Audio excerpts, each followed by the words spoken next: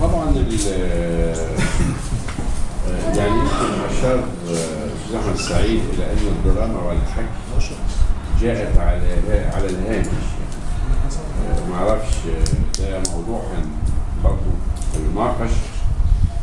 احنا بنشكر الاستاذ سيد جمعه الحقيقه لانه هو اللي اهدانا هذه الهديه، وهو وجود الاستاذ سمير عبد الباقي بن اي مشكله في الشاشه. طيب استاذنا الاستاذ عبد الحميد حواس، ما هو يعني الحلو للاخر، ما هو يعني حلو في الاخر او في الاول. يقولوا ايه في المثل الشعبي؟ يعني من العجيب من نفس العجيب يعني نفس اللجن. يعني انا هستفيد من اللي طرحه سيد عشان ما اكررش الجانب السياسي. احمد سعيد اسف. انا كنت والله نسيتك. فآسف يعني. القضية هنا إن ده عمل من الجمال بحيث إن أنا أأذيه لو ركزت على مسألة أنه وثيقة وأنه يعني معنيين بالتاريخ السياسي أو الاجتماعي أو الاقتصادي إلى آخره. ده دايما في العمل الفني الجميل أي عمل يعني كده واحنا مغمضين ما هو بيبقى وراه لا شك التركيبة الاقتصادية الاجتماعية إلى آخره اللي هو صدر نتاجه. لأن الفن الحقيقي دايما هو على علاقة بالحياة الاجتماعية. حتى لو أنا عملت أمثولة، يعني هو ضرب مثال بأولاد حارتنا. أولاد حارتنا أمثولة وليس يعني أظلمها برضو لو عملتها على أنها واقع أو إلى آخره. هنا العمل بقول لك أساسي فيه مفهوم الجمال، أساسي يعني حتى بارز على السطح فكرة العناية بالجمال وتحققه سواء في الكتابة أو رسم الشخصيات أو اللمسات السردية الكتير اللي بيسموها يعني إخوان القصصيين وصف أو ما إلى ذلك. كل ده معمول، يعني أنا واثق طبعا إن هو مش مصطنع عند سمير وممكن يبقى هو نفسه ما كانش واخد باله، إنما معمول بهذا بحيث إن أنا أتغلب على قبح الموضوع. شيء أنا نفسي أشفقت أول ما قريت العنوان والأستاذ سمير من الكتاب، لأن خشيت من أننا استمرار لتراث المرارة والكآبة وكوابيس. ده عالم كابوسي، يعني ما من كتاب من اللي أنا قريتهم وفيه يعني طرف مما جرى في ذلك الزمن إلا بيخلينا نعيش في كابوس باستمرار، لأنك بتستعين. والفن برضو المتقن بيخليني أستعين حقيقة الأمر. ومن هنا الالتباس مع أنه واقع أو مش واقع والكلام ده، أو إنها رواية ولا سيرة ذاتية ولا على هامش ولا جوه.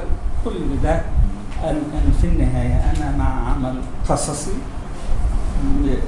فيه حبكة درامية لا شك فيها، فيه خيط بناء برضو مش مصطنع ولا ما هو معمول زي ما هو دايما عمال ينبهنا. وهتكلم عن دي لأن أنا حتى كلمت الأستاذ سمير على هذا التنبيه الدائم اللي بيعمله لنا إن أنا مش بألف، أنا مش بعمل رواية زي إخواننا وما تحاسبونيش على الحداثة والتفكيك والتشظي والكلام ده. أنا زي ما قلت له في مسألة الحداثة دي مش متعاطف يعني مع لمزه لها، لأن اللي بيتكلموا الكلام ده عادة فكرهم ومنهجهم تقليدي وليس حداثة. الحداثة يعني معلش أرقى وأنضج من هذا. إنما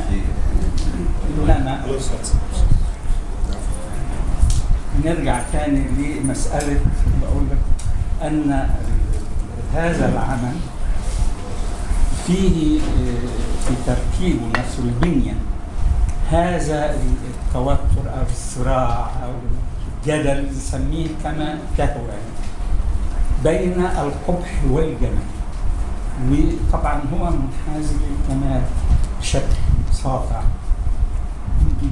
يعني أنا حتى الآن لا أنسى شخصيات جابها في كده، يعني عمل زي الفنان التشكيلي البارع المتقن لأدواته، إنه في لمستين فرشة بيحدد لك معالم شخصية تهواها أو تنجذب إليها أو لا تنجذب.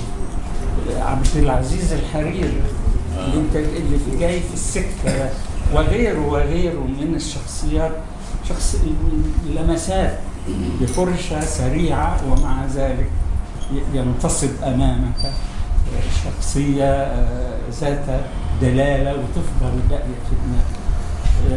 أشرت الأستاذ سمير حتى وهو بني المعلم جابر ده حقيقي شخصية يعني من الجمال رغم أنه تاجر مخدرات، وقابله في التخشيبة بتاع اسمع، إنما شخصية فيها الجمال الإنساني رغم امتهانها لهذا العمل،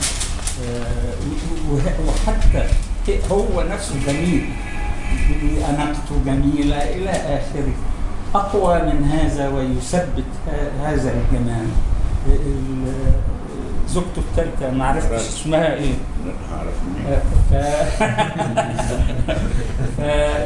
دي يعني يمكن أنا بقى اللي مهووس حقيقي بقت لمحة في من يعني أنا قارئ الرواية مقرب دلوقتي على حوالي 4-5 أيام في دماغي على طول هذه الفتاة اللي تطلع، لأنها هنا متحولة لرمز الجمال اللي في وسط القبح البشع بتاع تخشيبة اسمع الدين ولكم أن تتخيلوا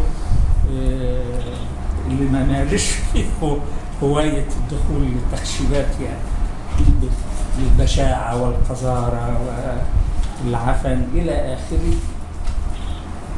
طيف من الجمال والبهجة تنور لك في وسط هذا العمل.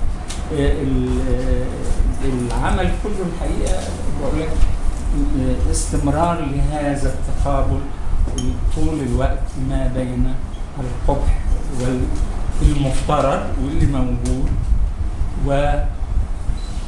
واستخراج الجمال من وسط ده. وعشان كده يعني بتبقى هنا مش قضية أنه وثيقة، لا، إن هو طلع لي الإنساني والجميل الفني في وسط ده كله.